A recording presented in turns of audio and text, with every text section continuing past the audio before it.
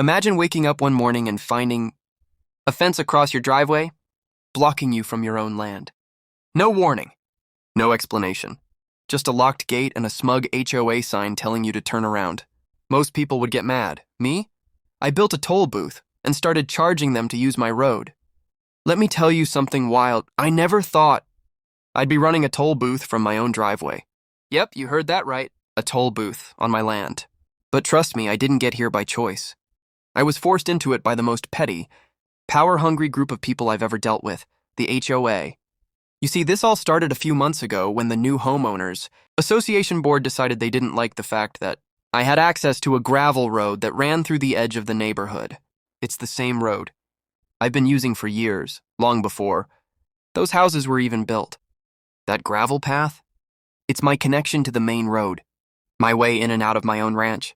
Without it, I'm boxed in like cattle at a rodeo. Now let me be clear, I've owned this land for over a decade. It's not a tiny backyard, it's a full working ranch.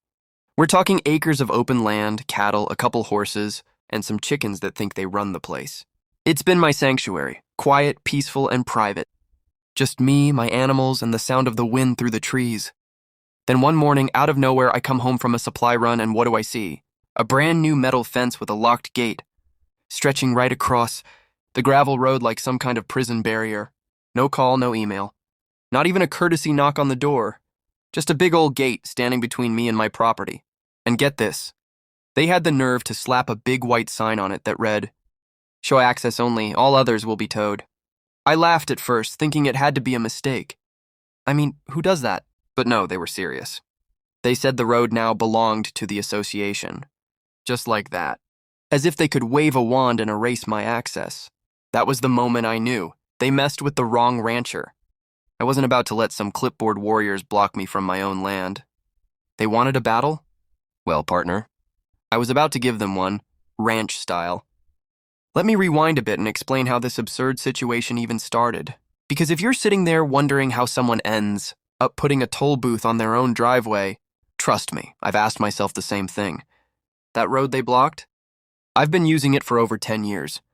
It was originally a public access road, used by locals and ranchers like me for generations. When the subdivision was built nearby, the developers reached out to me and promised that the gravel road would remain a shared easement. In writing. That meant both the neighborhood and I had the legal right to use it.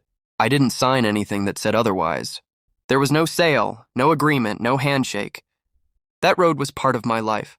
My livestock deliveries used it. Hay trucks came down it, even the vet who treated my cattle. Everyone respected it, until the new HOA board took over. These folks didn't waste time. One day, the old board retired. The next day, this new group decided they were the law of the land. They started tightening up rules, enforcing fines, and suddenly, out of nowhere, claimed the road was now private HOA property. Just like that. Naturally, I tried to handle things the right way. I called their office. No answer. I emailed. No reply. I even walked into one of their meetings, thinking I'd explain things face to face like grown adults. They gave me a half-hearted, "We'll look into it." But nothing happened. Then it got personal. They started targeting delivery drivers who came to my property, hassling them about trespassing. Packages started arriving late. One guy even stopped, delivering entirely because he didn't want to deal with HOA drama. And the final straw? I caught someone, an HOA security guy, trying to install a motion-activated camera on my fence post. That's when I stopped playing nice. I went full legal mode. Spent nights going through every easement clause, land use agreement, and county zoning record I could find. Turns out, they had no legal right to block me off. In fact, the easement explicitly stated I could access and maintain that road, even control it if necessary. So I made a decision, a bold one that would make them regret ever underestimating a rancher. I built a toll booth, and things were just getting started. Yep, you heard that right. I built a real toll booth, not some little joke setup with cardboard and duct tape. I'm talking a full-on gate system, barrier arm, weatherproof booth, warning signs and all. And I placed it exactly where the HOA had blocked me off, and except now, I was the one in control. I called in a good buddy of mine who's a contractor. Told him I need something sturdy enough to survive wind, rain, and HOA drama. He just laughed and said, "Say no more." Within 2 days, we had a booth framed, roofed, and painted. We even gave it a rustic touch to match the ranch. Corrugated metal siding, cedar trim, and a tiny chimney for heat. Then came the cherry on top, the sign. We made it bold and impossible to miss. Private toll road, $5 entry, $10 per exit. And just for fun, I added a smaller sign underneath in bright red. All home members must pay double. Oh, I had fun with this. I installed motion detecting cameras, a locked payment drop box, and even set up a little wood-burning stove inside the booth for when winter rolled in. I figured, hey, if I'm gonna guard my land like a medieval gatekeeper, I might as well be comfortable doing it. At first, people thought it was a prank. I got a few honks, laughs, and the occasional, "This can't be real." But the moment the HOA president himself rolled up, the mood shifted. He stormed out of his car, red in the face like a boiled lobster. "You can't do this!" he yelled, arms flailing like he was about to combust. I didn't even flinch. Just smiled, pulled out a printed copy of the easement agreement, and handed it to him calmly. "Actually," I said, "I can." I reminded him I wasn't blocking the road. I was controlling it, as allowed by law, just like they tried to do to me. But unlike them, I wasn't hiding behind vague policies or committees. I had the paperwork, the footage, and the moral high ground. And you know what happened next? The local community rallied around me. People started driving by just to see it. Some even stopped to take selfies, saying, "We heard about the rancher who turned HOA drama into a toll road." A few folks dropped money in the box, just to support the cause. They didn't even need to use the road. I went from landlocked rancher to local legend, and the best part? The HOA could do nothing about it. Things really took a turn, and, exploded, when someone filmed a quick, 15-second video of my toll booth and uploaded it to TikTok. I didn't even know it happened until my phone started blowing up. First it hit TikTok, then Instagram Reels, then Facebook, and finally YouTube. It was everywhere. I was suddenly that rancher with the toll booth, and the internet couldn't get enough. Comments poured in by the thousands. "This is genius. This man is a legend. This is what happens when the HOA messes with the wrong guy." And honestly, I couldn't stop laughing. People started messaging me asking if I sold merch. I thought they were kidding, but they weren't. Within a week, someone sent me a custom coffee mug that read, "Toll Booth Boss." Then someone mailed a stack of bumper stickers with a cartoon drawing of me in front of the booth saying, "Pay up, Karen." Even local small businesses reached out. One t-shirt shop in town offered to partner with me to make HOA toll road tees. I wasn't even trying to start a side hustle, but apparently the internet had other plans. But while the world was laughing, the HOA was fuming. First, they sent me a cease and desist letter, claiming I was illegally operating a toll structure on private property. I read it twice, chuckled, and sent back a copy of the county zoning and easement laws, highlighted and all. I even included a sticky note. "Thanks for your concern.